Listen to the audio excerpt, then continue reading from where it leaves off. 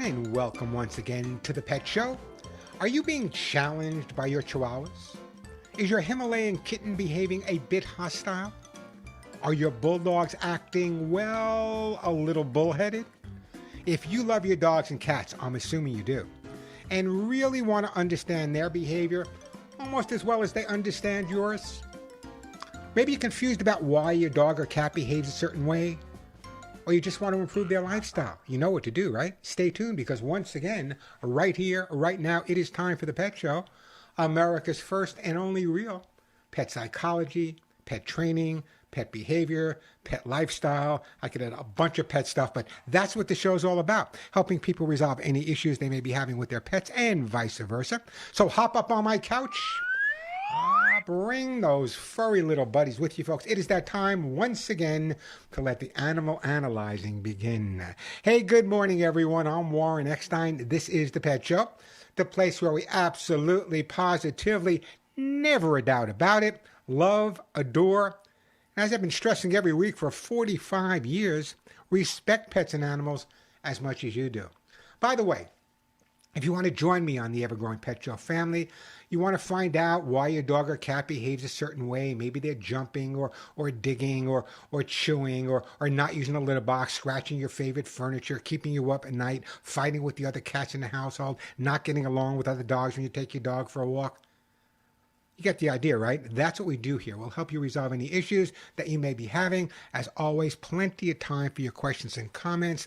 Lots of stuff to give away as well. So if you have a question or comment, or just want to share a great story about your dog or your cat, just want to brag a little bit, I always put this up at the beginning of the show.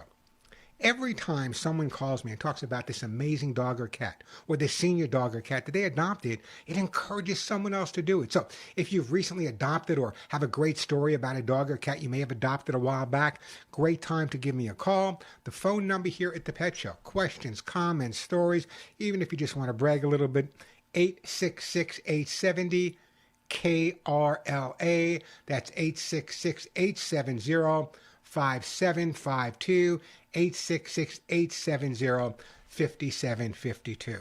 Plenty of time for your calls. As I said, lots of great stuff to give away as well here on the Pet Show. Before we get started, let me tell you what I have planned for today's show.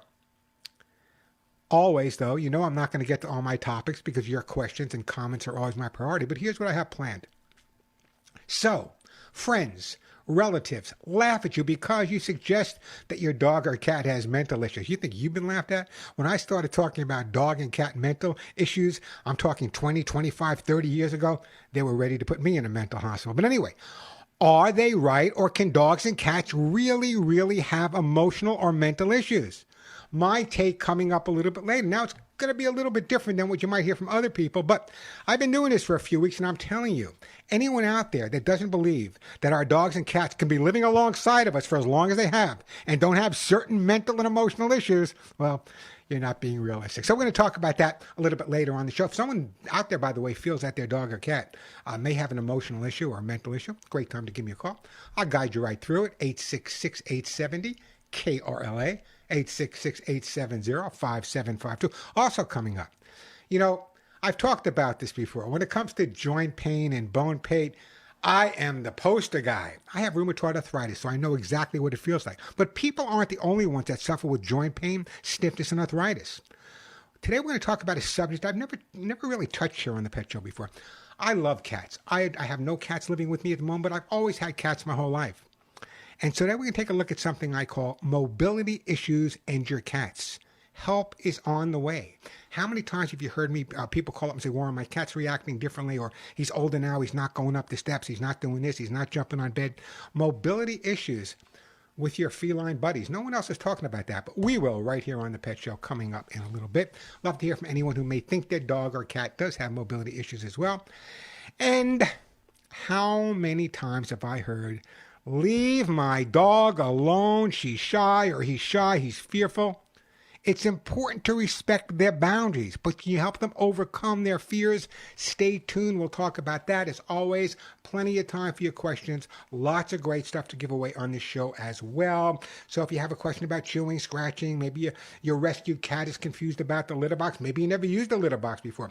Maybe that puppy or older dog you rescued isn't housebroken. No big deal. We can get you through it. Maybe that cat you have doesn't get along with the cat that already lived there. Or maybe your dog just believes anything he sees he's got a hump. Give me a call. 866-870-KRLA, 866-870-5752. Here's the question of the day. This is the question that made David Letterman say, Warren, you need help. Do you believe, like I do, that you have psychic communications with your dogs and your cats? Do you believe, like I do, or maybe Letterman was right, do you believe, like I do, that sometimes you communicate with your dog or your cat or whatever type of pet you have without saying a word? Somehow they just know, or thoughts go back and forth. Well, I believe they do, and a lot of people have suggested a lot of different things about my beliefs, but I'm asking you, do you believe that you have psychic communications with your dogs and cats? Give me a call, 866-870-KRLA. 866-870-5752. That is the way to get through. As I said, lots of time for your calls, lots of great stuff to give away. So, if I seem a little tuckered out this week, many of you know that my lovely wife, Denise, worked in the field of rock and roll, KLOS and many other stations, for many, many years. Yours truly has no idea and no memory. So, Denise surprised me this week. She says, "Oh, Warren, you are so lucky, man. I got great seats, second row. We're going to see..." Who are we going to see, Denise? She goes, "We'll see Styx in concert." I turned and I said, "Hey, Denise, who's Styx?" She started laughing. "Come on, Warren. I know you didn't know who ELO was, but who's Styx?" Never heard of him. Went to the concert. Now I heard of them. Now I'm a fan. So you might be saying, Warren, everyone knows Styx. Everyone knows ELO. Where were you for 40 years? Well, let me explain. The first 20 years, I drove around in a 1970 Duster, going to different homes and training dogs and going to police departments in my 1970 Duster, which, by the way, Letterman offered to buy, but I wouldn't sell it to him. And in my 1970 Duster, there was no radio, no AM radio, no FM radio, no radio whatsoever. But there was an 8-track. Yeah, that's right. There was an 8-track in the car. And the only 8-track tapes I had, because I really didn't listen that much, I was working 150 hours a week, my father had given me one of his 8-tracks.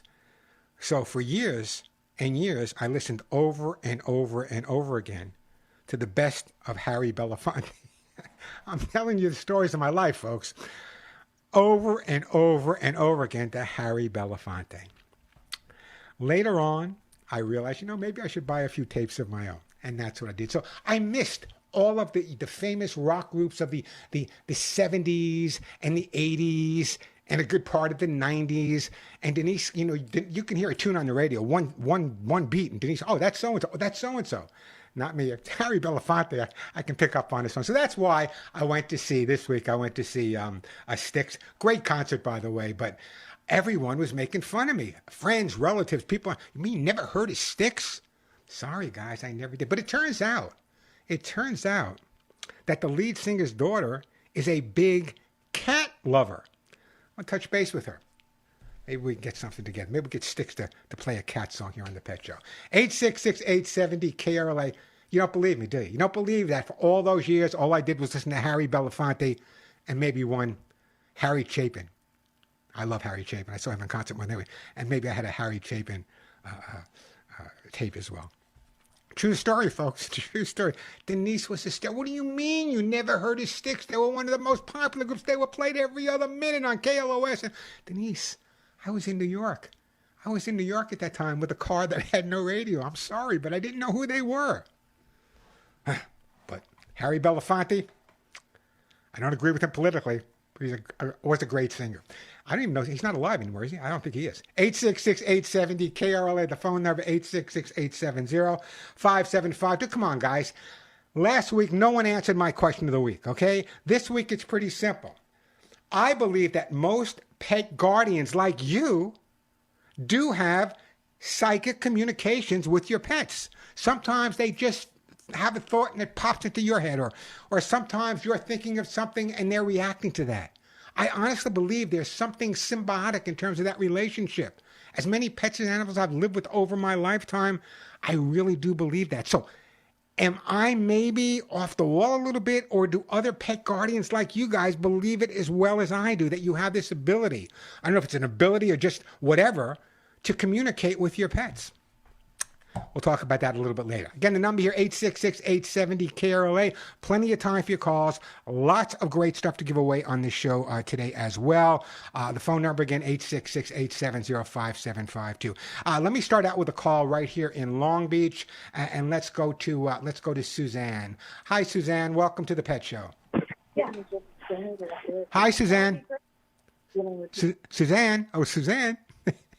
Hi, Suzanne. I'm going to put Suzanne on hold.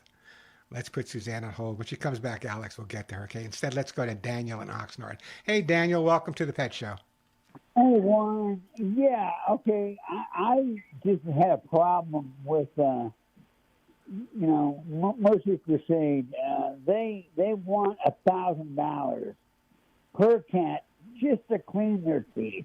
All right, let me stop you right off the bat, Daniel, okay? I cannot tell veterinarians what to charge and what not to charge. I know that. But just like any other profession, you have options. You have options. You can call around. I'm assuming you have cats, because that's you're asking about cats' teeth. You can call around. Right. There are rescue humane organizations that might be able to help you with getting teeth cleaned or extracted, whatever you need. But I know it's really, really expensive. There's no doubt about it. My dogs are going in for a teeth cleaning in the not too distant future. So I know how expensive it can be. But again, it's one of those things where sometimes you have to find a veterinarian that you're confident, but you also have to shop around a little bit. It's like anything else. I'll give you an example. I live in Arizona. I don't have a car. I'm a disabled veteran, and I have to ride the bus. So I got to take the cats on the bus. It's ours. Okay. Yeah. So? Now but what I'm trying to find so far, I would love to have a groomer or somebody that could just come to the house. A mobile vet. Oh, yeah. Well, all you got to do is you have access to a computer? Yes, I do. Well, then go online, look for mobile veterinarians in the Oxnard area, interview a couple of them. There's a lot of mobile vets around. It's becoming more and more popular, and you'll find someone that can come to your house. However, there are people that come to your house and do teeth cleaning not using anesthesia. Depending on how bad the cat's teeth are, if there's bacteria and lots of infections, if they have to anesthetize the cat, then the cat's going to have to be at a veterinary hospital. I'm not going to anesthetize the cat at the home. The cats are only 2 years old. I mean, they're not, Yeah, well, I would have maybe you don't need the teeth cleaned right away. Have that conversation with your vet, Daniel. But anyway, the bottom line is this: there are rescue groups. They're organized that can help you out.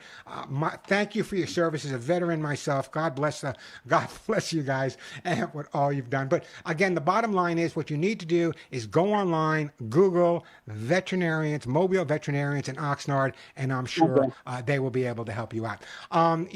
There's a lot of mobile. I'm in Arizona now, and just outside of Phoenix, and there's more and more mobile veterinary practices opening up. And I was questioning, why is that? Why would there be more and more veterinary hospitals? And I guess the reason for that is for younger veterinarians that are just coming out of veterinary school and have a lot of debt for all the work they've done. I guess it's a lot of money. You can't just open a practice. You can go to work for other veterinarians, as many do. But some they want to have more hours on their own, and they want to do in-home visits. When I lived in Santa Monica, constantly, we had a great vet that would come to the house to take care of Molly and Willie. So it's an option you guys have to make. I'm looking at the clock. Suzanne, we'll get back to you. Hopefully we're all hooked up. The phone number, 866-870-KRLA, 866-870-5752. Is nobody out there besides me? Am I that insane that I believe I have psychic communications with my pets? Am I that crazy? Or are there other people out there that live with their dogs and cats that believe like I do? Sometimes you could just be sitting there and your dog all of a sudden doesn't do anything. He's just lying down. You stand up and he stands up because you both realize at that point he wants to go out. He wants to go out. Psychic. Give me a call. Let me know. 866-870-KRLA. Quick break, then right back to your phone calls here on The Pet Show. Hey, listen, it's Suzanne. Then we come back. Arizona, where I'm living right now, passed an interesting law that I wanted to talk to you guys about. See if maybe we should do the same thing in California as well. Again, open lines. Great time to call me. 866-870-KRLA. If you prefer, you can shoot me a question on YouTube. We're broadcasting live at youtube.com/Warren Eckstein, youtube.com/Warren. I'm looking at my screen right now, and you didn't tell me, Alex, that you could see my old radio station on top of my shelf over there. No, this is the one. This is the one right here. KRLA. All right, let me go to Suzanne in Long Beach. Hi, Suzanne. Welcome to the show. Hey, Warren. Thank you so much. How are you today? I could not be better. What can I do to help you out and your pet today? Yes. So I am fostering a 11-month-old neutered cat in the hopes of rehoming him for my best friend's niece, who was the previous cat owner of this cat. And as I'm fostering him, I just got him yesterday, and he's just kind of exhibiting some unkitten-like behavior. He's super shy, which is understandable, but he's been hiding for almost 24 hours. He comes out, he'll jump on my lap, get a few head scratches, purr, and then race away and just completely hide. He kind of does this very slithery walk, like almost like a snake-like. Yeah, that's everything you're indicating to me is fear factor. Okay, so there's a couple of real important things you need to do at this point. How old did you say the kitten was? I think he's 10 to 11 months old. Okay, and the people that had him before you, why did they give him up? Her name is Lauren. She's 20-something old. She's a recovering addict. Okay, and so she's moving around a lot. Okay, so my gut reaction is if she moved around a lot, the cat also moved around a lot with her. Therefore, never really getting a comfort zone where this is my home. That's number one. Number two, I hope she makes a complete recovery from addiction. But again, very often the cats, the dogs that they live with, they love them, but they're not getting the type of socialization and exposure as they should get. Doesn't make any difference if the cat is 10, 11 months old or 12 years old. We can still resolve this issue. Number one, the most important thing that you can do right now is give the cat some time to decompress. Give him some time just to unwind. What I would recommend that you do is feed him out of several different dishes at different locations. Food is loved. Take some unwashed articles of clothing that you have. Put them in areas where the cat's more apt to go. Don't try to force the cat out at this point because that's just going to make him dive in deeper. Little by little by little, he will come out. Now, you've only had him, you said, for like a week? 24 hours. Oh, yeah. You got to give him a little time. Talk to him. Whenever you leave the house, leave a radio on. Let me recommend the station, KRLA, so he hears voices constantly. What I would also do is when he is in an area like that, go there, but don't try to get him out or not. Just lay down. Just lay down on the floor, wherever he is, and let him just know you're present at that point. The articles of clothing, little by little, don't force the situation. Several small feedings throughout the day, and little by little, he will come around. And bless you for fostering him, and hopefully you'll find that permanent home afterwards. But again, after just 24 hours, and again, his background, we don't know how much of the background we can talk about. We don't know. But again, I believe, and I'm not blaming anyone here. I'm just saying the situation very often causes the reaction on the dog or cat, even though it wasn't intended to do so. That's what I'm saying at this point, Suzanne. Yeah, I would have to agree. He's moved around a lot, and what I thought also was a socialization issue. I just lost my cat of 20 years, so I wasn't really ready to foster a kitten. But you know, Suzanne, nobody's ever ready. No, Yeah. Not of my listeners. Nobody's ever ready. Something happens and it's there. I'm going to send you a copy of my cat book as well. Because one of the most important things, and the thing I'm most proud about my cat book, it's been around for a few years now, but the reason it's still a bestseller is because, it talks about, the litter box training and the scratching and all the stuff you need to know. But if you ask me, Warren, what's the most important thing? What is the thing that makes you so proud of the book? It's talking about building up your kitten or cat's self-esteem, their self-image, and their confidence. Once you've established that, because so many cats over the years have lived their entire lives. They were loved, they were fed, but they never had the confidence they could have had because people just didn't think that cats would. So that's where we have to be at this point, little by little. And who knows, maybe she'll end up being yours. You never know. You never know. Now, listen, I'm telling you right off the bat, you're not the first person that called me that said, I'm temporarily fostering, and calls me back a year later. Hey, now he's a year old. he's still living with me. Anyway, bless you for what you do. Thank you for taking care of this cat. Don't go anywhere. I'm going to put you on hold. And it's hard for me to say, but the lovely Jose, who's screening calls today, we're going to send you a copy of how to get your cat to do what you want. And I do appreciate that phone call. Dennis, don't go anywhere. I want to get to your call. David, don't go anywhere. Be patient with me. I'll get to your calls. I got some nice stuff to send as well. Now that I'm living in Arizona, it's getting hot here already.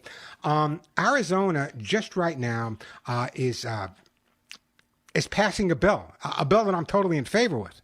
Is it dangerous? Arizona drivers could be fined for having a pet on their lap with the proposed bill. How would this bill affect Arizona drivers if passed by the legislature? It aims to increase roadway safety by prohibiting motorists from driving with an animal on their lap. Those who violate the rule will get fines up to $150 and beyond that. So the two things that drive me absolutely insane is seeing people driving with their dogs on their lap and their head sticking out the window, which, by the way, is detrimental for your dog's eyes. And also, the other thing is seeing a dog in the back of a pickup truck. Makes me a maniac, makes me absolutely insane. And I know it's cute, I know it's adorable, I know everyone likes to kind of see the car next to them, the cute little Bichon Frise with its neck out there, but the bottom line is, no dogs, no cats on your lap, seat belts. What happens is, if you have an accident or you jam on your brakes, your dog or cat can just act like a projectile, go through the window, into your head, hurting other people in the car and hurting themselves. So please, please, please, I don't know if LA has this one, maybe they do. No driving with dogs and cats in your lap. 866-870-KRLA, the phone number. Let me take a break. When we come back, Dennis and David, it's your turn.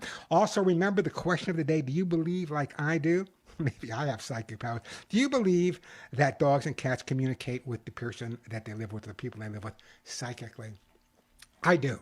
I honestly 100% believe that. Quick break, then right back to your calls. I'm Warren Eckstein. This is The Pet Show. Everyone I know made fun. What do you mean you never heard of the rock group Styx? You never heard of Styx? How could that possibly be? It be, folks. It be.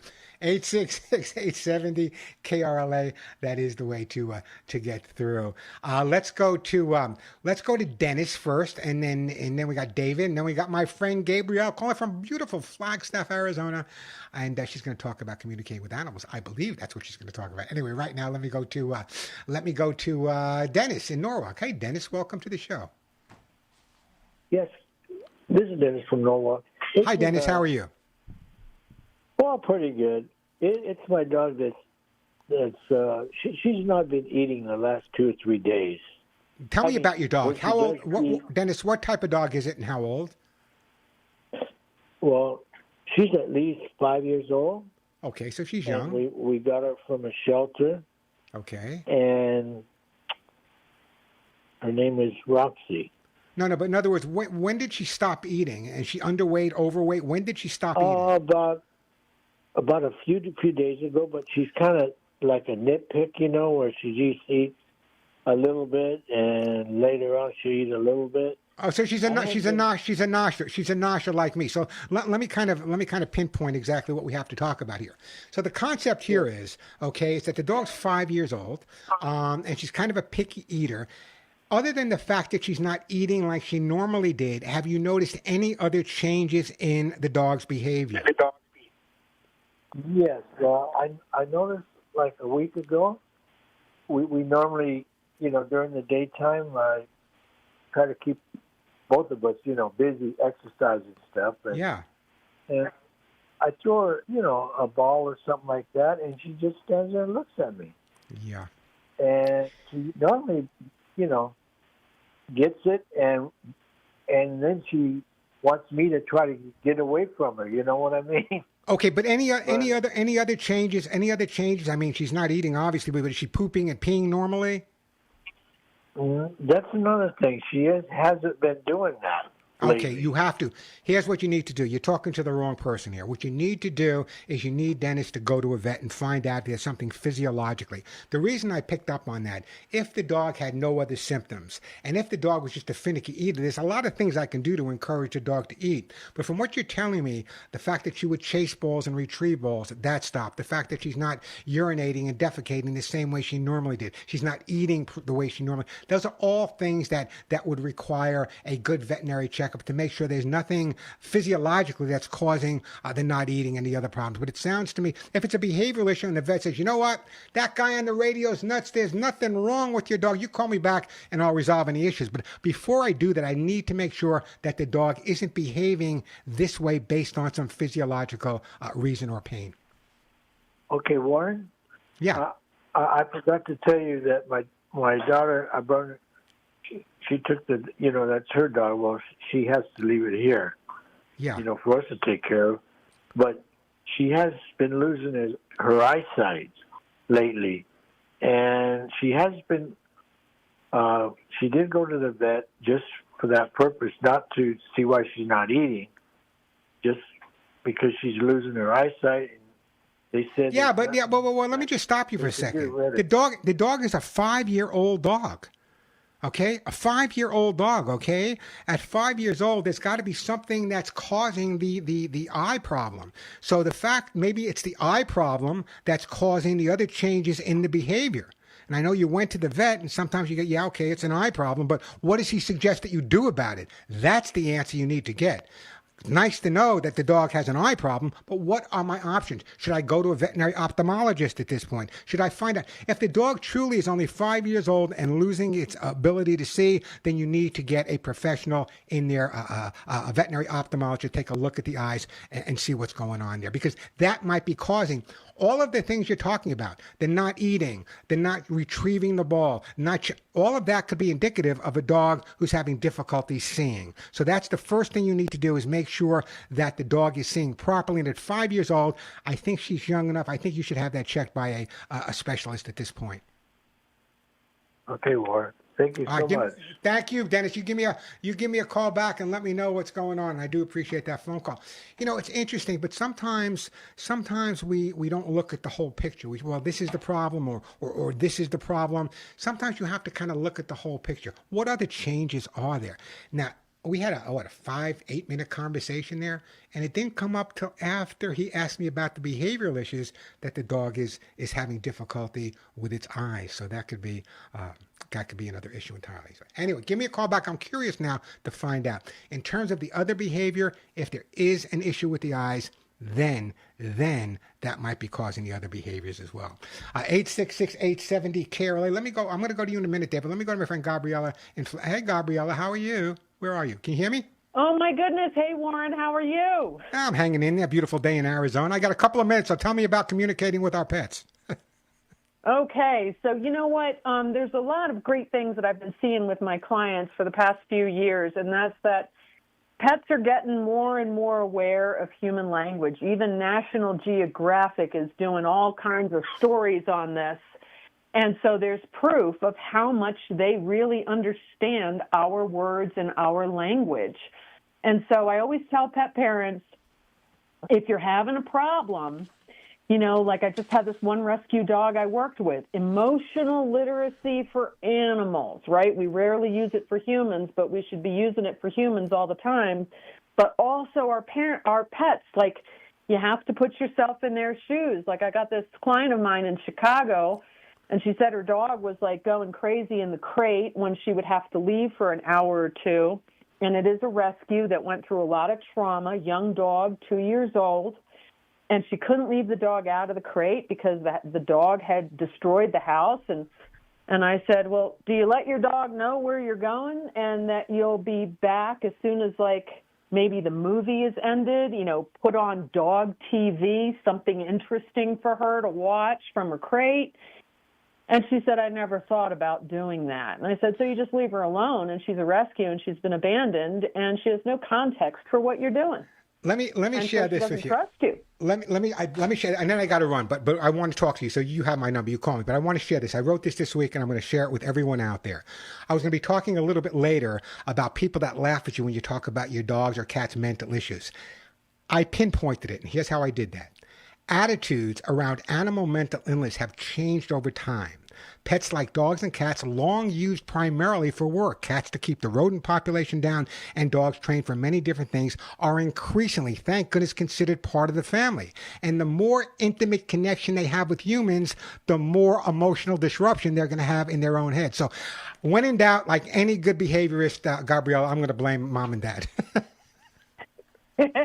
Yes, sir. But it's true. If you think about it, years ago, when you had a dog, maybe the dog was used as a guard dog, and maybe it was a flock, whatever, or the cat was used as rodent control. But they've been living alongside of us as part of our family for so many years. What would make us think that the psychosis and neurosis that we have is not going to go from one end of the leash to the other end of the leash? Bingo. There you go.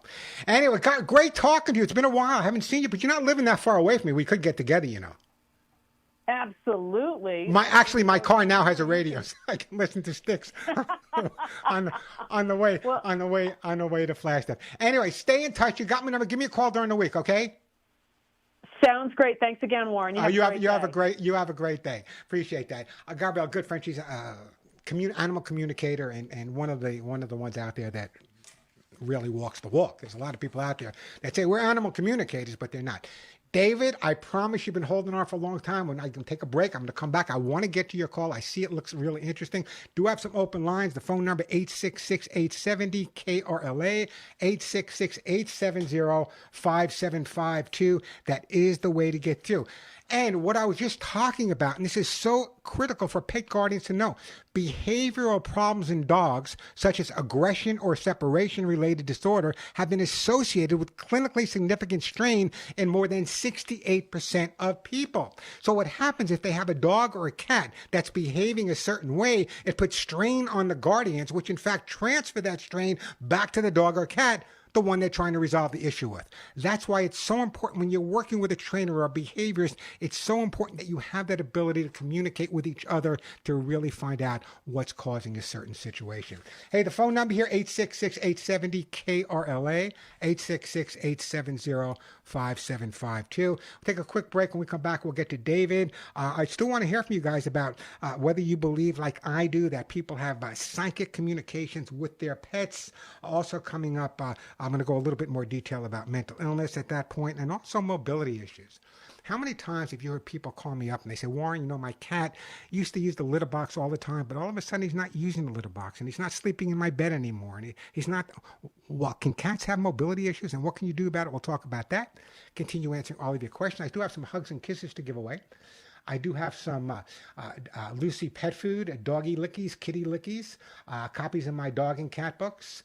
So I got plenty of stuff to give away, some calming and recovery products from acornpets.com. So great time to give me a call, question or comment. Just want to share a great story.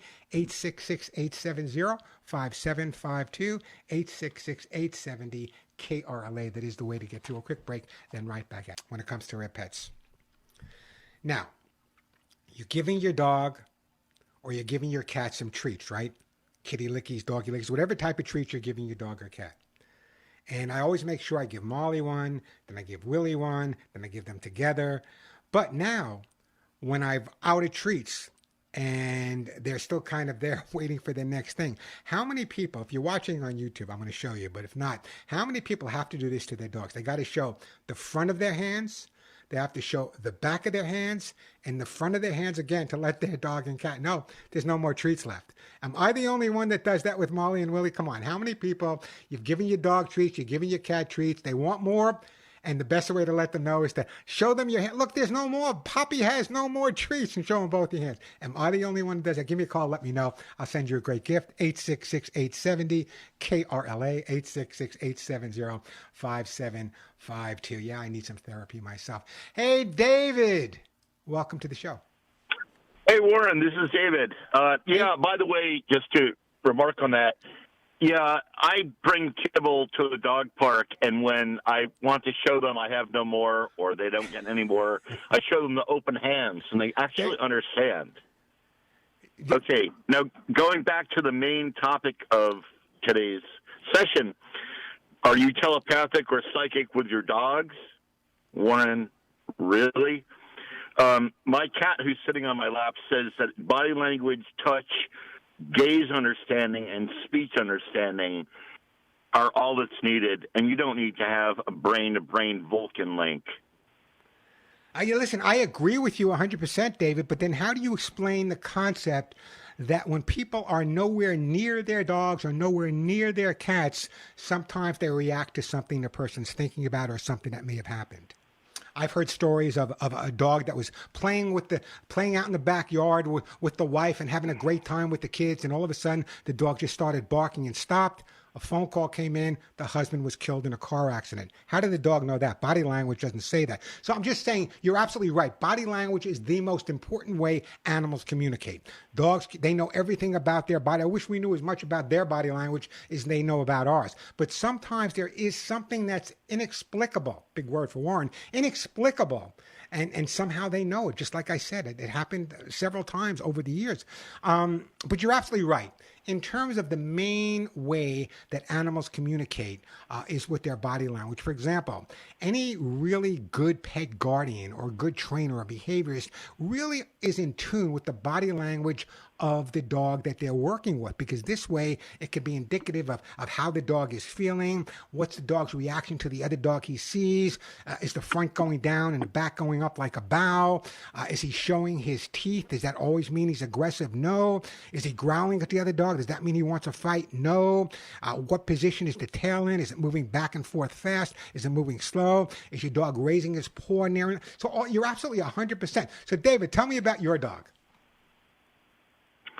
My dog's a Beagle Jack Russell 14-year-old mix. I've got a tabby on my lap right now.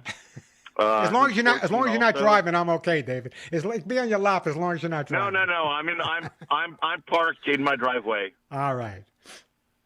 God. So, and if you want to give anything to me, give it to a cat rescue, would you please? I certainly, and boy, can they use it. I'm telling you, I've been speaking to cat people all over the United States this week, and I got to tell you, what a problem. So many dogs too, but everyone's full. Everyone is full.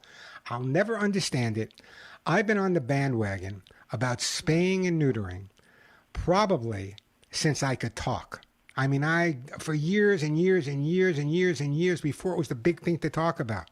And yet, for some reason, there's still an overpopulation. You can still go to Craigslist and see puppies for sale. Where I live in Arizona, it makes me insane. Where I live in Arizona right now, there's in the local, I guess it's the local paper, the Arizona Republic, I guess it's called. I don't read it, but if you were to go to their Sunday paper in the back, there's hundreds of listings for dogs and puppies and kittens for sale. Why? I don't get it. Why? I understand there are certain breeds that people want. I get that. But with so many purebred dogs and cats at shelters, I'll never understand it. I'll just never understand. It's a problem that can be resolved, but for some reason, it's not being resolved. David, what an incredible call you have. So you have just the two dogs?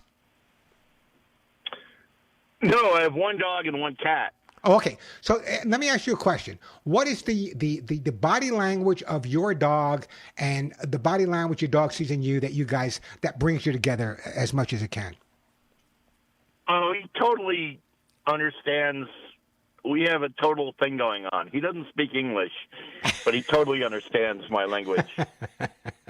You know, it's interesting you say that because over the years I've trained dogs in probably 20 different languages. Don't speak any of them, but I know 8 words in a month. A lot of languages, 8 different words. You're absolutely right. Great call, by the way, David. I'm gonna move on. I am gonna donate something to a local cat rescue here in Southern California, and I do appreciate that. 866-870-KRLA. Kim, don't go anywhere. I got to take a quick break, then I'll get back to you. Still coming up on today's show. We all love to pet our dogs, right? Everyone loves to pet their dog. It makes us feel good. It's good for us. But how do you know if your dog likes to be petted or doesn't want to be petted? I got the answer to that coming up as well. 866-870-KRLA, the phone number. I'm Warren Eckstein. This is The Pet Show. Hey, Kim, if you can hang on, I don't want to rush you. We got a minute or two before we got a break, so I'm going to get to you in next hour, but we're just going to break at the top of the hour for a minute. The Lions, the last couple of weeks, I've been giving you personal stories of from my autobiography and other things that have gone through my life. So I'm just listening to The Lion Sleeps Tonight.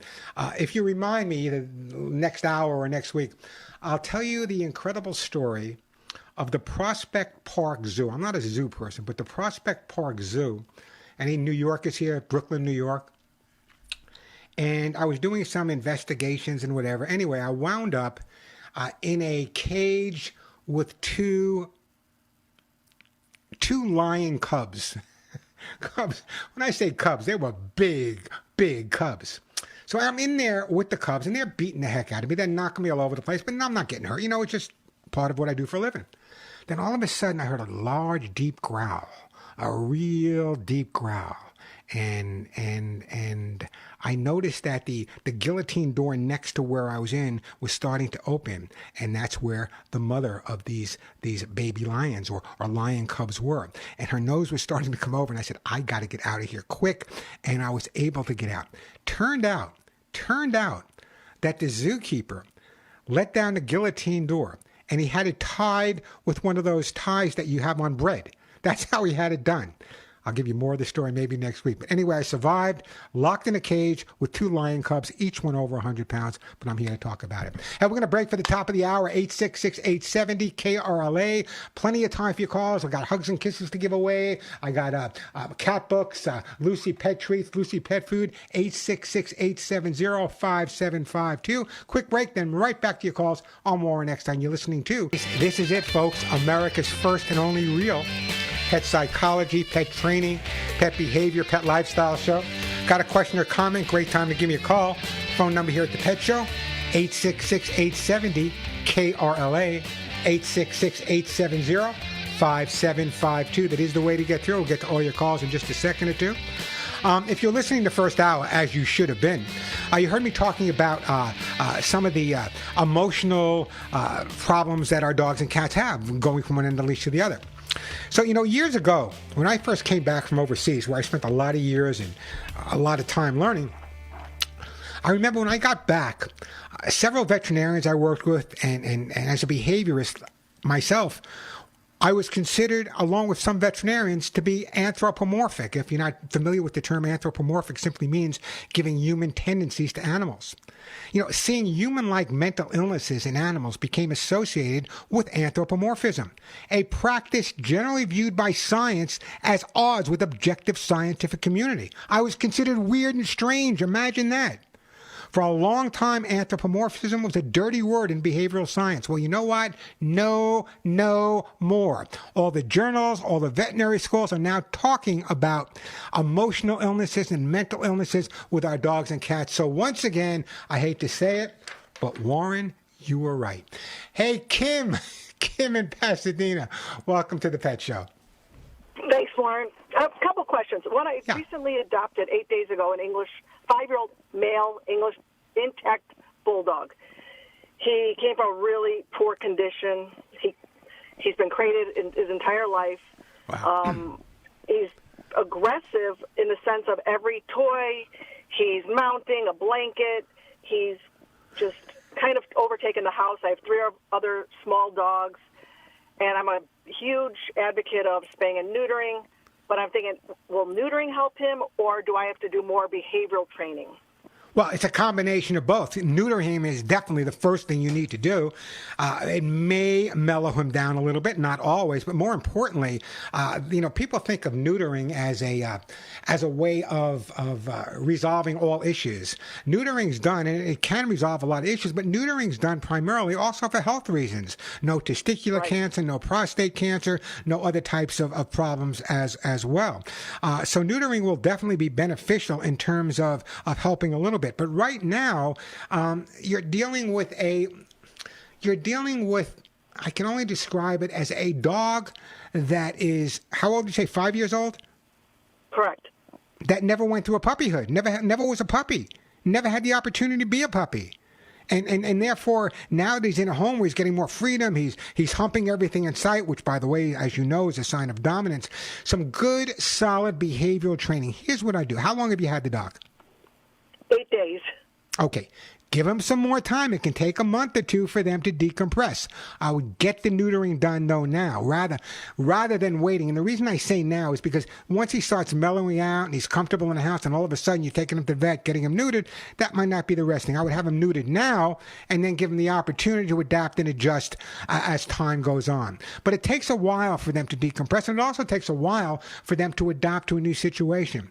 I would make sure you give him ample time outside of the environment by walking him. I would make sure you give him ample time to meet new people in a comfortable environment, whether it be in your home or even on your walk. And little by little, what you're going to find from the behavioral aspect of it, which is important, forgetting the fact that he sits and stays and all the stuff you want to do, it will help build up his confidence. And with that confidence, it also mellows out any of the assertive behavior. So it's kind of a combination of both at this point, Kim.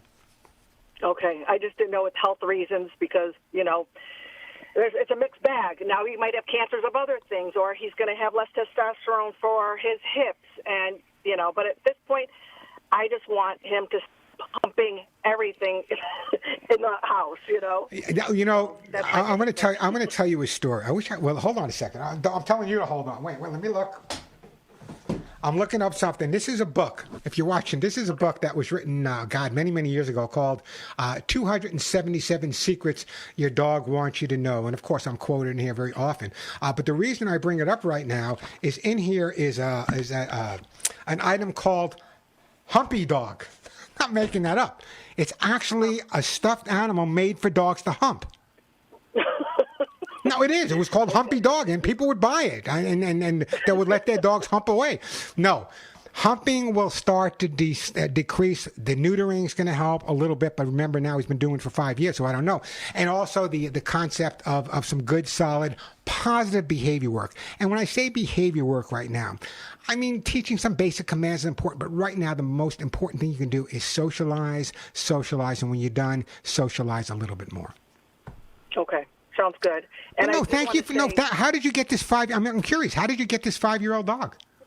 No, it's a long story, but a guy reached out to me because I also have an Amazon, a yellow nape, and he wanted one, and I did not want to sell him one because I knew he wouldn't be responsible. Yeah. But he got one, and he showed me he had a bulldog in this crate that just didn't look good. Oh, and I said, you know what? I'll take him off your hands. So I paid for him, and now I don't know what I got myself into, but I know. Yeah, you're going to be fine. I just don't like the fact that he has a yellow nape because I don't have to tell you this. An incredibly emotional bird. I know. My husband's like, please, we're not adopting another animal. But I also wanted to say that we do the same thing you do with showing the hands. My husband even goes to the extreme of saying, no mas. Like, we have no more treats in our hands. There's nothing left. So you're not alone.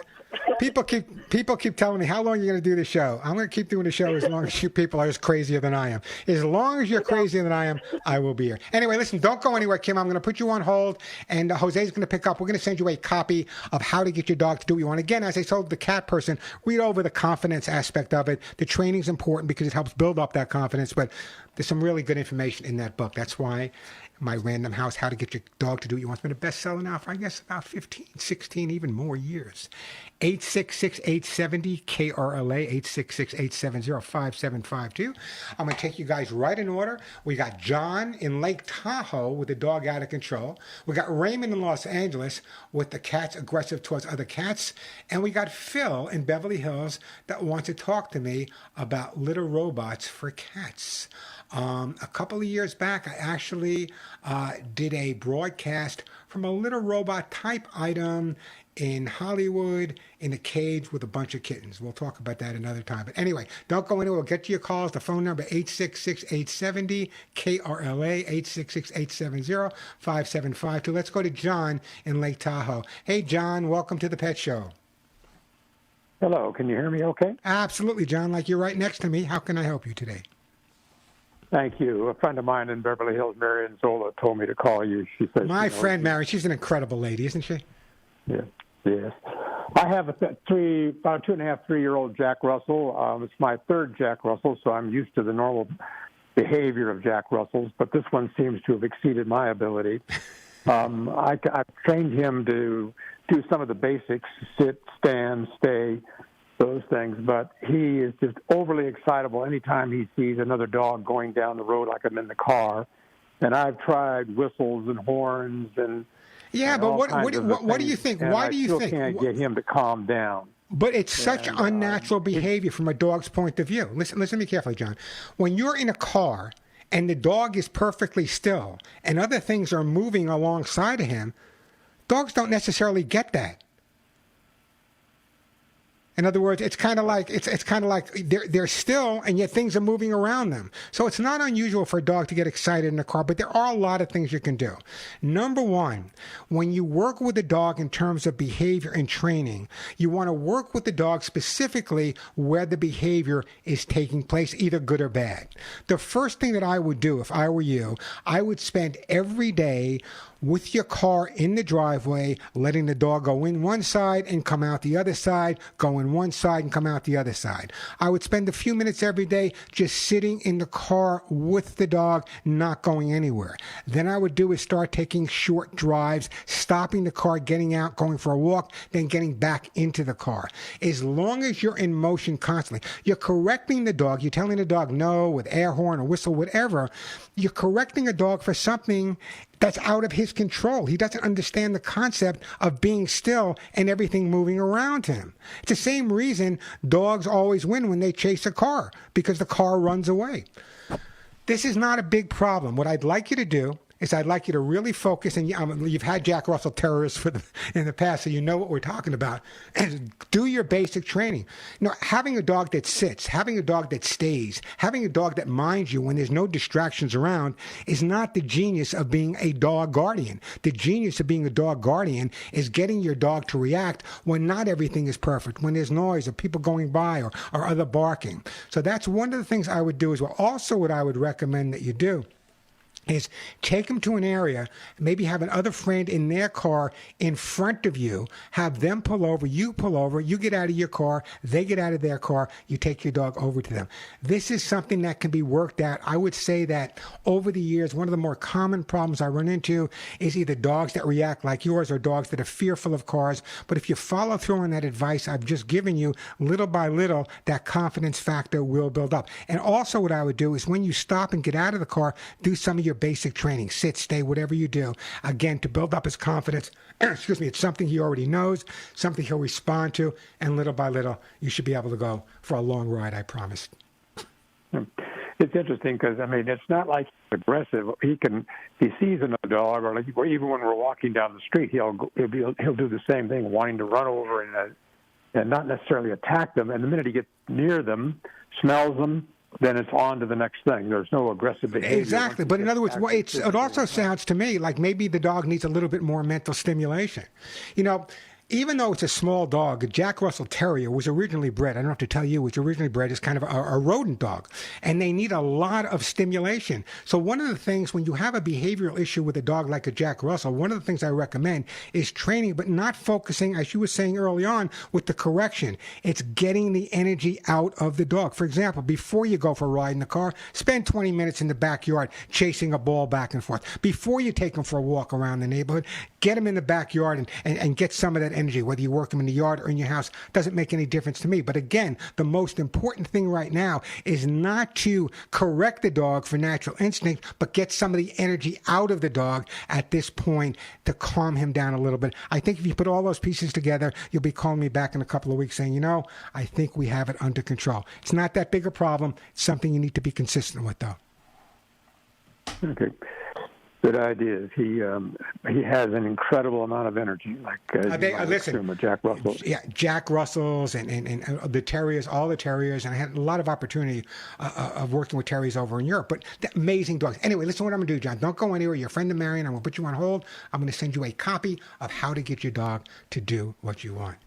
I'm going to get to you, Raymond. I'll get to you, Phil, as well. It's always interesting to me, and this is not against you, John, but when a dog, or in some cases a cat, has an issue or a behavioral problem, the first thing people want to do, and the first question is, how do I correct it?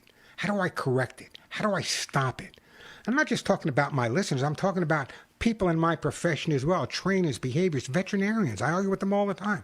Well, the dog's doing this, you got to correct it. The dog's doing that, you got to correct it. Your cat's doing this, you got to correct it.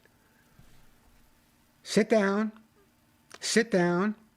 have a glass of Chardonnay, and try to figure out why the dog or cat is behaving a certain way. Any good therapist, human, dog, cat, birds, whatever, any good therapist says the only way to resolve an issue is to get to the basis of what's causing the issue to begin with. And like I just said with John, got a Jack Russell Terrier, tremendous amount of energy. Rather than focus on air horns and whistles and no and stopping him, why? He's a Jack Russell Terrier. He has an incredible brain. He has incredible energy. That's where the problem lies. Get the energy out of him. Focus on teaching him things just to keep him occupied, and he'll be absolutely fine. Let me do this. By the way, the phone number is 866-870-KRLA.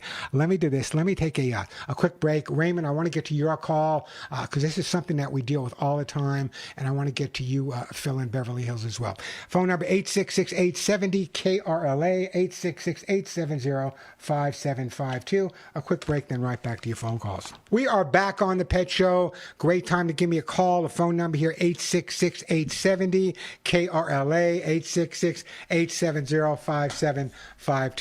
If you're listening to the first hour, you heard me talking about the concept that when I have treats for my dogs, after I give it to them, they want more, and I have to show them the inside of my hand, and the outside of my hand, and the inside of my hand, and prove to them that I have no treats.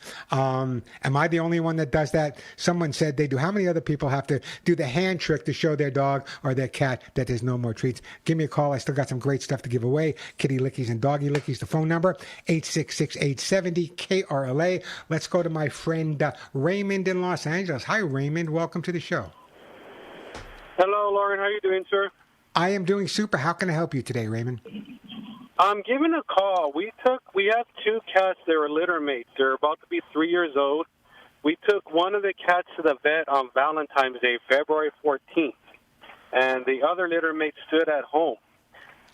When we got home, the one cat that stood home started having aggression towards the other cat. And we found out that it was called a disease called non-recognition aggression. I don't know if you've ever heard about that in cats. Yeah, forget that. It's non-recognition aggression. It's aggressive behavior. Here's why. Cats understand and react to each other by the way they smell. When they live together and they adapt to each other, they're fine. If you were to take one of the cats to the veterinary hospital, when that cat came back, the cat that stayed home assumes he has no idea who this new cat coming into the house is. He smells different. The whole thing's different. That's common behavior. So what I would have done, and this is a great tip for anyone out there, is before you take your cat to the vet, if you have multiple cats or more than one, before you take your cat to the vet, what you do is you take a towel and you just rub all over the cat that's going to the vet, underneath, by his butt, by his head, his whole body. And before you bring him back into the house with the cat that stayed home, you take that same towel and you rub it all over the cat that was at the vet to put the scent that he left with back on him. Then bring him in there. I know it's a little late right now. What you can do right now is I would still recommend doing some scent swapping. What I'm going to recommend you do is take a washcloth, rub it over the aggressive cat, take another washcloth, rub it over the cat that was at the vet, and then what I want you to do is kind of rub it on each other. Give them some time. If you have another person in the household, spend some time together in the same room, one person holding one person holding the other. You should inundate your house or your apartment with cardboard boxes and paper bags, so there's plenty of things there to distract them. I would be growing some organic catnip at this point. If you do everything I said, I promise you, within a matter of a week or two, they will once again be sleeping whisker to whisker. But I'm so glad that you called, because so many people have that same issue. And it's not just cats. Even though cats are really into the scent, lots of times if you take one of your dogs to the vet and bring them home, they recognize each other, but still they're aggravated that one went and they didn't go. But from a cat's perspective, scent is so critical to their survival that making sure that when you bring a cat back in to the home where it was living, it has the same scent as it had when it left. Does that make sense to you there, Raymond? Yes, it does, actually. We've been separating the two cats for about since the day that it happened from the vet.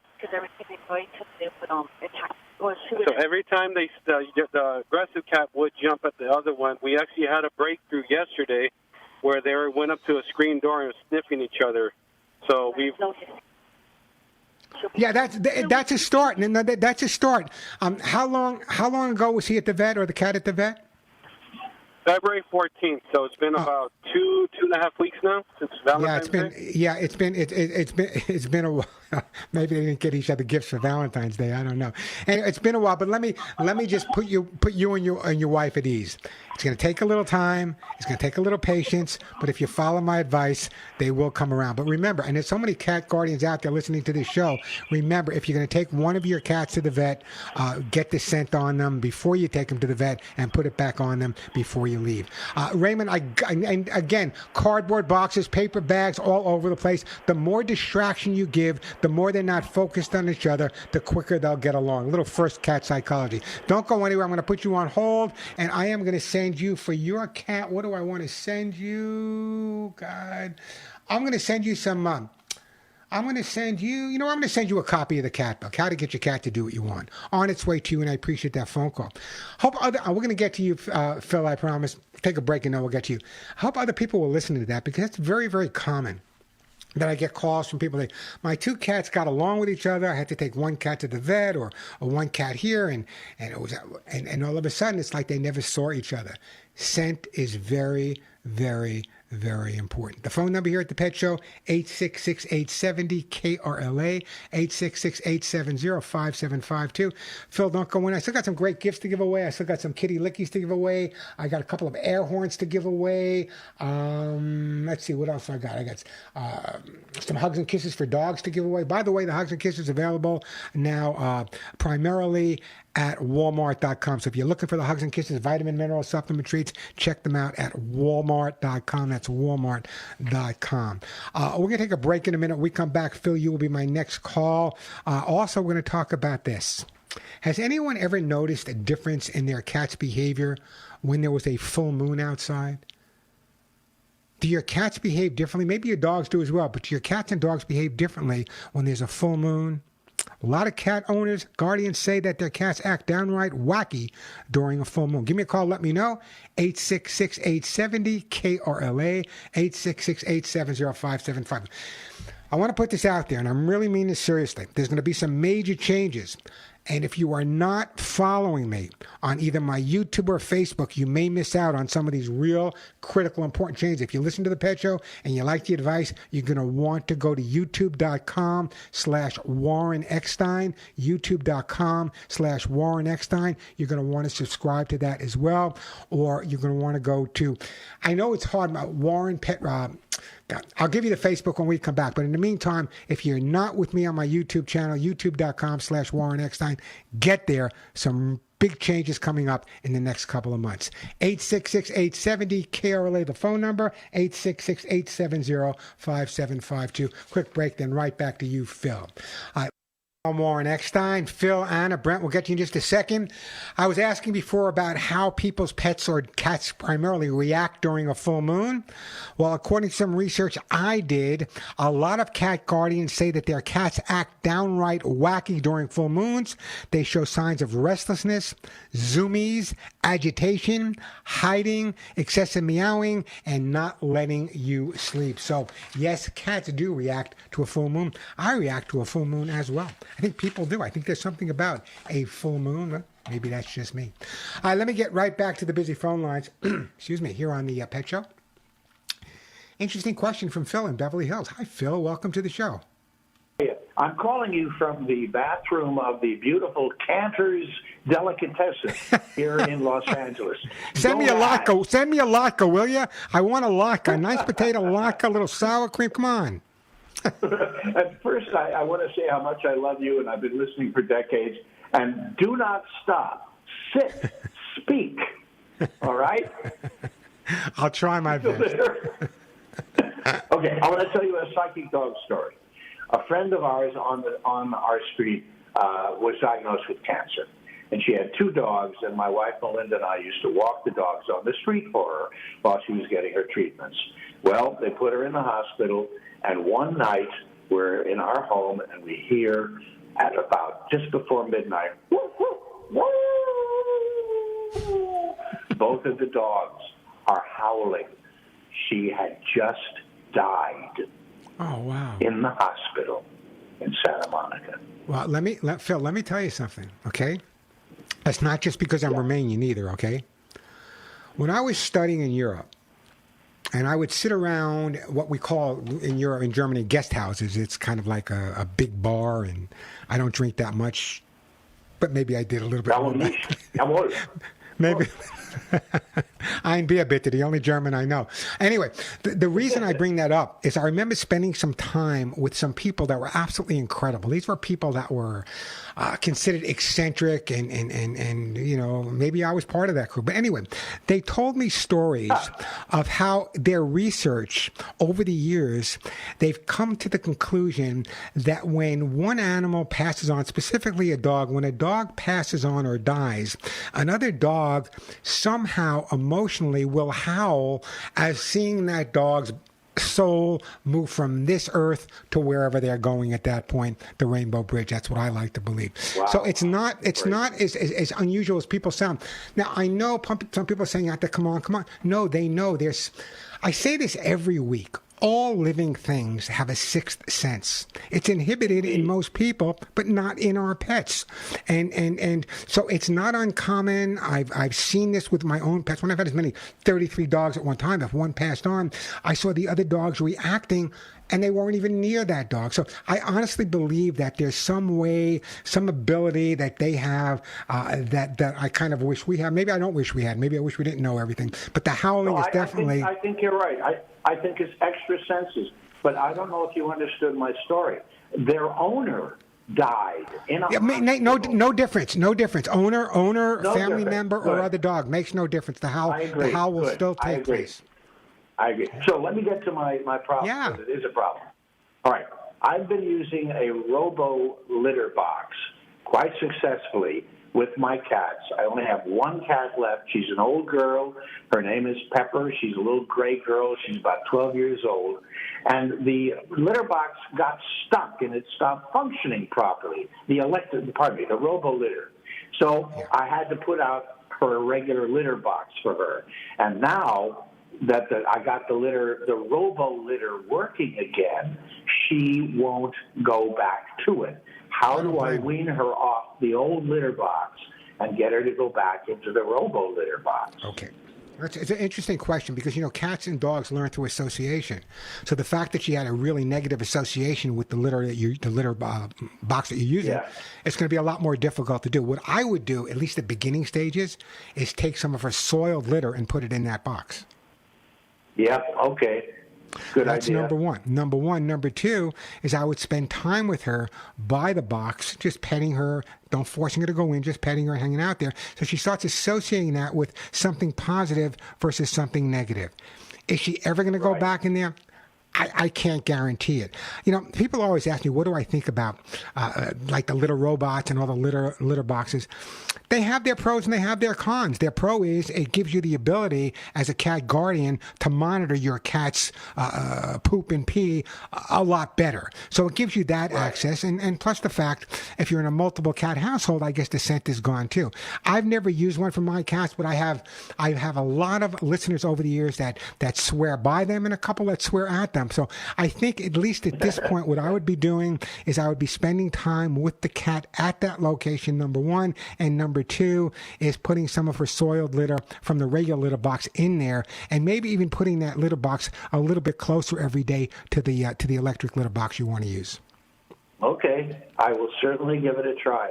And where's my vodka? Where's my vodka, Phil? I answered your question. Where's my vodka? Come on now. You're right. Okay, I'll pick something up for you and bring it out. Is that where you are? Yeah. Well, let me tell you something. I'm a New Yorker. No one knows this because I lost my accent many years ago. Yeah, no, thank goodness I am too. But I got. But I used to spend time. I was a vegan, a very strong vegan, and I spent time with. I talk about soupy cells. And every time I'd walk past the Stage Deli or the Carnegie Deli in New York, he would go in and he would have this big, if you've never been to the Carnegie Deli, pastrami sandwich the size of a train. And I would always go in there and I'd have like a potato latke or you ready for this? Kasha Knish. How many people remember that? A Kasha Knish. That tells you something about my background. Anyway, listen, fax me over. Someone, my friend Pam says, Cantor's cheesecake. I don't think I've ever had their cheesecake. Oh, yeah, it's very good. I'm a Junior's cheesecake kind of guy. There's no cheesecake like Junior's cheesecake in Brooklyn, New York. Come on. Anyway, great to talk to you. And if I call again, you should know that I do the voice of Howard on the Rugrats. If you ever watched the cartoon, that's me. So, really? That's so good, Phil. That's so good, so good. I want send me an email. Send me an email. I want to know more about the Rugrats voiceovers. Okay? Oh, you bet. I'll be happy. Oh, you have no idea all the voices I've done. Pixar movies and Disney movies. Sure, you'll get a kick out of it. Well, next time I come to LA, start saving your money because you're buying me lunch at Cantor's. Anyway, I'm going to put you on hold. I would love that, Warren. I'm putting you on hold. I'm going to send you a T-shirt that says "None of my friends walk upright," and I appreciate that. I have the greatest listener. It's a true story though. Soupy Sal's and myself. I did a show in New York called Saturday Morning Live. It was a live show every Saturday. It was 2 hours. They had a professional chef, Anne-Marie. He used to cook for the Kennedys. And then there was a guy who did plants, Mr. Mother Earth, I think is Joel Rapp. And I did the pet segments, which, by the way, were the most popular segments. And every once in a while, a guest on the show was hosted by Gene Rayburn, who, by the way, is like my mentor. I just love Gene Rayburn. He taught me everything I know, good or bad. And Soupy Sales was a frequent guest, so I got to spend a lot of time with Soupy. And I grew up watching Soupy, but I get to become friendly with him, which is kind of interesting when you get older and you become friendly with people you looked up to when you were younger. Let me do this. I'm going to get to you, Anna, in just a second. Get to you, Brent. Great calls, by the way. I want to talk to you about those slaughtered chickens. The phone number here at the Pet Show, 866-870-KRLA, 866-870-5752. That is the way to get through. Let me take a quick break, then we'll get right back to all your phone calls. I'm Warren Eckstein. This is the Pet Show. On the Pet Show, I'm Warren Eckstein. Our phone number, 866-870-KRLA. Let me get back to the phone lines here. We'll go to Anna first, then we'll go to Brent in Los Angeles. But right now, let's go to Anna. Hi, Anna. Welcome to the Pet Show. Oh, thank you so much. Hi. So I want to say I have cats. I've had cats since '88. I've had 3 different groups. Obviously, they all live long lives because I kept them indoors. But I know that it takes, my son and I realized that it took 3 months for a cat to get used to a new cat arriving about 3 months. So people have to be patient and just, but they will be after 2-3 months, they will just be laying with each other and stuff. Regarding the robo cat litters, I never had them. I used to have 6 cat litters for 3 cats because I had a patio that I could use for that. But I must say one thing, Warren. What do you think of people throwing the cat litter loose in the trash with the black trash with, every item? The trash goes to a place where people actually go through it. Can you imagine? It's awful. My son has a roommate that has one of those, and he just was dumping because they sell bags, but some people are not using the bags. What do you think of throwing the cat litter loose? I don't think it's a great idea. Listen, I have 2 dogs, right? And when I clean up after my dogs, and they can use the backyard, they're 2 little dogs, I make sure it's double bag, triple bag, and then it's put in another bag before I put it into the garbage because I know people have to handle that. And the bags will usually say the bags usually are made for dog poop, so let's say poop bags on them or whatever. I agree with you 100%. It should not be thrown in loose like that. 100%. And the dogs, I had cats longer than I had my hybrid wolves, and of course the dogs have always double bag and tied up tight to help people in the trash in this business, which is a business, but it is awful. Imagine all the trash. But cat litter, I noticed a neighbor throw it all loose, and I didn't want to leave a note or something. Some people now I know the robo cat litters people are doing that too, and I hope they stop. Well, some people. Well, listen. Thank you. I appreciate the phone call. A lot of people don't realize that. I have a tremendous amount of respect for everyone, whatever type of work people do, whether it be the doctor, the attorney, the sanitation worker, the school custodian. To me, it's never. I grew up in a really poor blue collar situation, so I never had that thing where you would never have respect. I always had respect for the guys that would pick up the garbage. Christmas I would go outside and give them a tip, and if I was outside with them, I'd say thank you. Even where I live now in Arizona, I'm in a community where the truck comes around and picks up the trash in front. If I'm out there, I'll wave to the guy, hey, how you doing? Thank you for taking care of it. Everyone in life has their own burdens they have to carry, their own jobs, their own careers, whatever they're doing. People say, dog trainer, I have no respect for you. Dog trainer? What do you mean, train dogs here? What is that all? Bottom line is, I have respect for anyone that has respect for what they do. If you have respect for what you do, it doesn't make any difference, as long as it's legal. If you have respect for what you do, it's a whole different ballgame. Let me see if I can get Brent on here. I may have to break Brent and go to a break, but let me see if I can get you started. Brent, welcome to the show. Hi, Warren. I love Soupy Sales and White Fang, too. And he was Rel. And I just felt I needed to call you today. You are one of the few public personalities in America who still truly speaks, stands, and represents animals. And I'm bewildered. There seems to be so little outrage and horror being publicly expressed concerning the criminal slaughter and abuse of millions of animals by heartless and soulless government agencies who are supposed to be working on their behalf and the environment.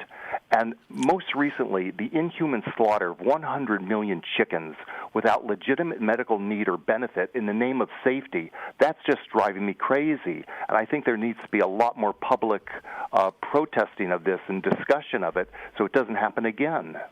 It's an interesting concept. I've been listening to the news and watching the news and seeing these numbers go up and up and up, and I understand, but they use nice terms. They cull the chickens. They cull this. They cull that. It breaks my heart. Literally, it brings me to tears learning about all these chickens that are being killed, and perhaps perhaps they're being killed because of human error, not because of their error.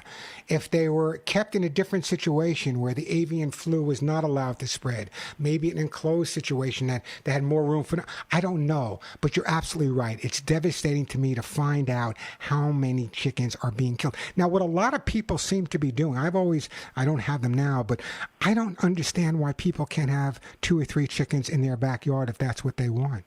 I don't understand that. Well, they can, but I don't know. No, they can. Try to get chickens in your backyard in parts of California or Arizona, and the laws will come against you right off the bat. Having as many chickens as I've lived with over the years, they used to sit on my shoulder like parents. I love chickens. People think chickens are stupid. They're not stupid. They have hearts. They have souls. They have bodies. They have feelings. They have emotions. Not going to come down on the government too hard. I just wish that they had other ways of approaching it rather than the one word they know is kill, cull, and kill. But it's all done in the name of safety and our welfare, and it is. I don't trust them anymore at all. I don't think they're well intentioned.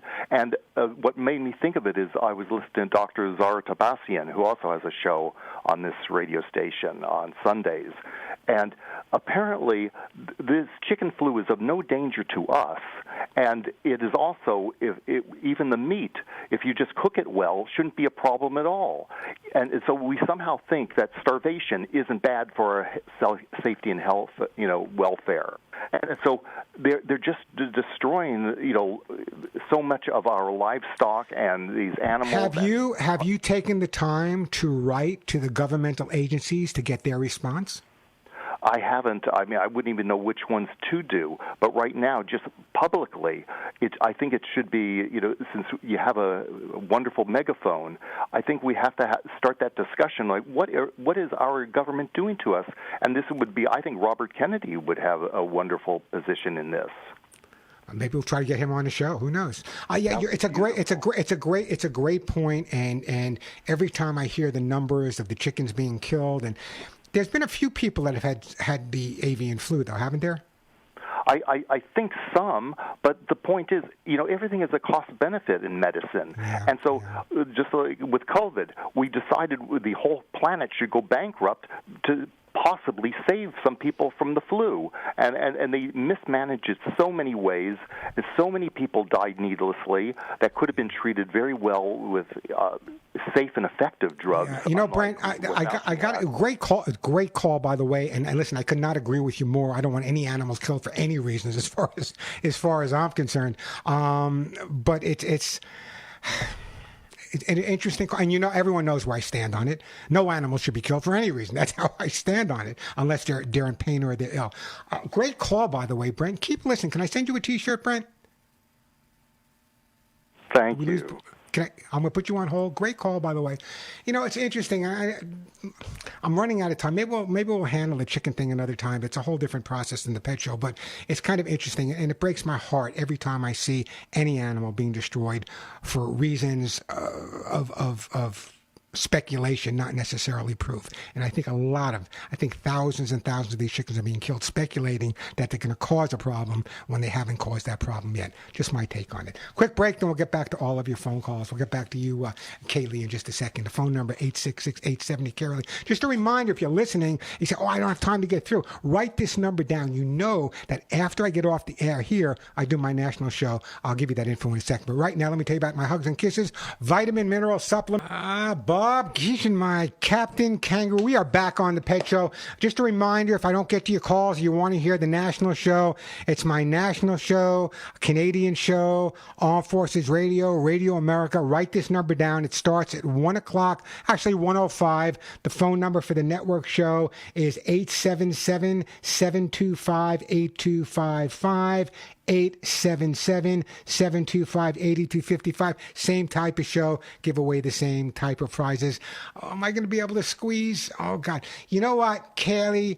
Write that number down. Give me a call in 5 minutes. I'll make sure you're my first call. I'm not going to have time to take your call now, and I want to make sure I definitely do have that time to talk with you. Okay, so Kaylee, write this number down, 877-725-8255, 877-725-8255, and I will answer your question there. I promise. Gosh, these hours go by so fast. Just a reminder that there's going to be some major changes, so it's really important. I'm stressing this now, and don't say I didn't tell you. It's real important that you either follow me on my YouTube, youtube.com/Warren Eckstein, youtube.com/Warren Eckstein, or I'm going to give you the Facebook. You can go to my Facebook page. Warren Eck. Facebook.com/Warren ECK, Facebook.com/Warren ECK. And the reason I bring that up, it's real important that you hook up with that because there's going to be some changes coming up in the next few months. Till next week, give all your pets a big hug and a kiss for you, one between the ears for me. I'm Warren Eckstein, and bless you for listening to